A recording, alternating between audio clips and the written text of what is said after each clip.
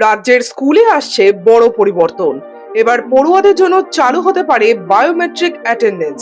তৃণমূল সরকারের আমলে রাজ্যের শিক্ষা ব্যবস্থা নিয়ে বহু অভিযোগ উঠেছিল।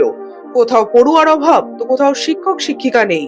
এবার এই পরিস্থিতি বদলাতেই রাজ্যের স্কুল শিক্ষামন্ত্রী দীপক বর্মন ইঙ্গিত দিলেন একাধিক পরিকল্পনার। এই যে বায়োমেট্রিক অ্যাটেন্ডেন্স, এটি চালু হলে কিন্তু স্টুডেন্টসদের অ্যাটেন্ডেন্স অবজারভেশন অনেক ইজি হয়ে যাবে।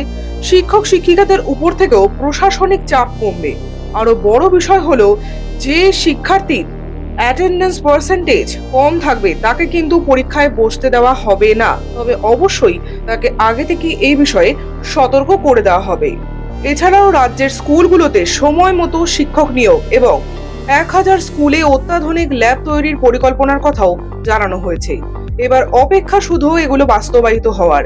এমন লেটেস্ট আপডেট পেতে হলে চ্যানেলটি সাবস্ক্রাইব করবেন এবং কমেন্টে আপনার মতামত জানাতে ভুলবেন না, কারণ আপনার একটি কমেন্ট আমার কাছে অত্যন্ত মূল্যবান।